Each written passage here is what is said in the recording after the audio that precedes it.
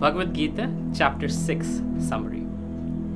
In Chapter 6, Krishna describes the mind, the yoga process, and who is a true yogi. If you see the Bhagavad Gita, a very common picture is this one, where you see Krishna, you see the 5 horses, and there is Arjuna, the charioteer.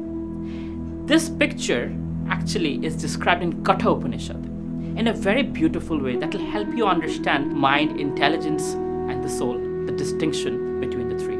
So, as you can see in this picture, where Krishna is sitting, that is, the charioteer is supposed to be representing intelligence. Krishna is holding on to the reins, which is supposed to be the mind.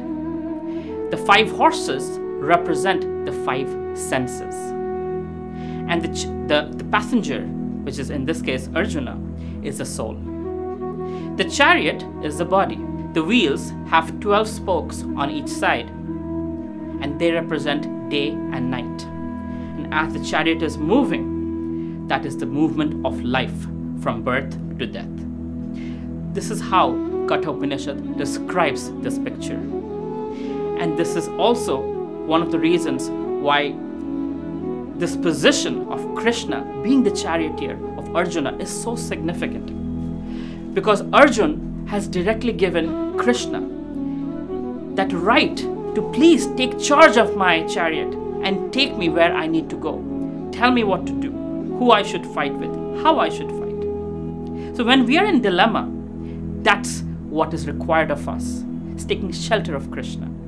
And this chapter 6 describes in various ways, before taking shelter, what kind of state of mind we need to be in. So it begins by Krishna describing the Astanga Yoga process. Ashta as in 8, Anga as in limbs. So there are 8 limbs to the yoga process. Starting with Yama, represents do nots, things that are not to be done. Nishedha. So there's a lot of things a yogi should not do. For example, violence, lies, uncleanliness, etc. Then comes Niyama. Niyama refers to the to-dos, the things to do.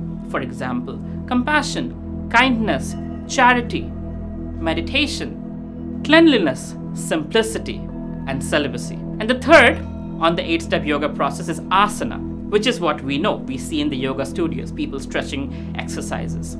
What it does is, it keeps your body healthy, it keeps you toned, so that you can do all the wonderful spiritual activities. The fourth one is Pranayama. Prana, as in the life air.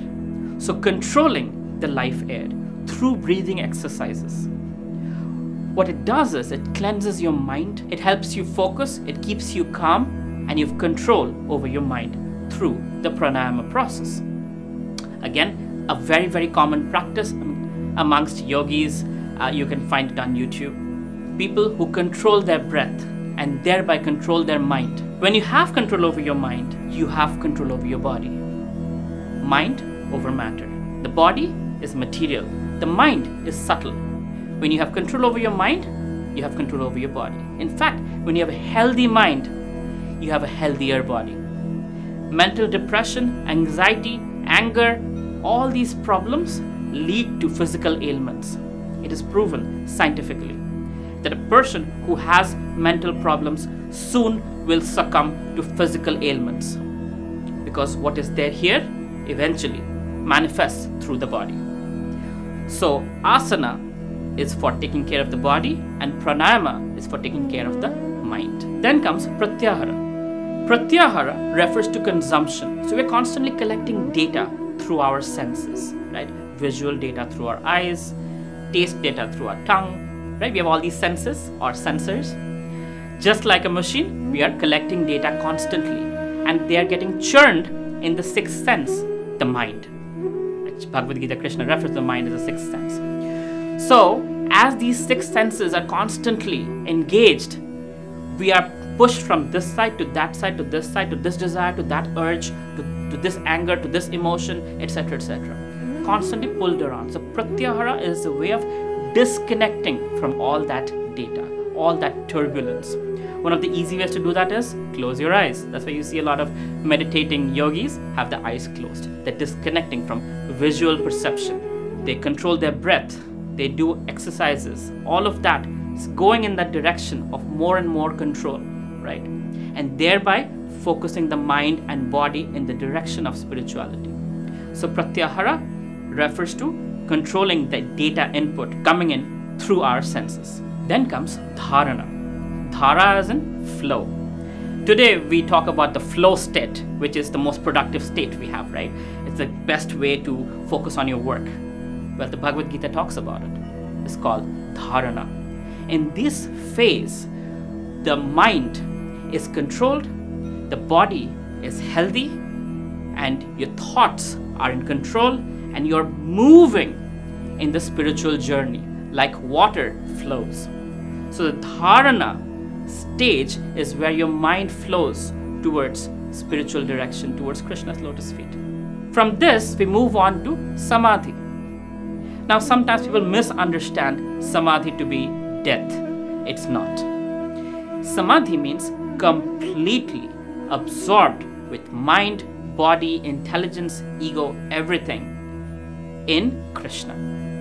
This is the highest stage of control, meditation, and regulation. At this point, one doesn't have to be told, oh, it's time to meditate. One doesn't have to be told, oh, you should think of Krishna. One might be doing many things in this world, all the normal things that everybody else does. But one's mind is perfectly in tune with Krishna. That means the Wi-Fi signal is strong and you're connected with your creator. That is samadhi. That whatever you're doing, you're always remembering Krishna. You're always in Krishna consciousness. You're always connected and guided by intelligence that is spiritual in nature, not material intelligence. You're directly empowered by the Supreme Personality of Godhead because you're directly connected in yoga with Krishna. In fact, the word yoga means to connect, right? You connect in Gyana Yoga, Karma Yoga, Astanga Yoga, or Bhakti Yoga. But somehow or other, connecting with Krishna, that connection is called yoga. And that's what chapter 6 is all about. So after going through this Ashtanga process, Krishna is explaining and Arjuna is like, my dear Krishna, this is hard. It's not easy to focus the mind or do breathing exercises or physical exercises. This is hard. Krishna, please tell me a better way. In fact, Arjuna says, my dear Krishna, it's easier to control the wind than to control my mind. And it is actually true. He had weapons where he could control the wind and create tornadoes. That's how powerful Arjuna was. And such a powerful person is saying, it is easier to control the wind, but to control my mind is very difficult. So my dear Krishna, please tell me a better way to do this. Krishna ends chapter 6 by describing the perfect yogi. And he ends it by giving the description of a bhakti yogi. The last verse of Bhagavad Gita, Krishna says, Yoginam api sarvesham madgatantiratmana shraddhavan bhajate yomam samyukta tamomataha. Which means, and of all yogis, the one with great faith who always abides in me, thinks of me within himself, and renders transcendental loving service to me. He is the most intimately united with me in yoga and is the highest of all. That is my opinion. Krishna's opinion is the only opinion that matters, right? And Krishna is saying one is connected to me with love and devotion, by which he's referring to Bhakti Yoga. So Bhakti Yoga is the best and the easiest form of yoga that is given in the Bhagavad Gita, chapter 6, text 47. With this understanding, we move on to chapter 7. The next video will be on chapter 7, where we start the core of Bhagavad Gita, which is about bhakti. So 7 to 12 is going to be the core of Bhagavad Gita, where we talk about Krishna, loving relationship, devotion to him, and what are the hacks of becoming an amazing devotee who is worthy of being with Krishna in the spiritual world.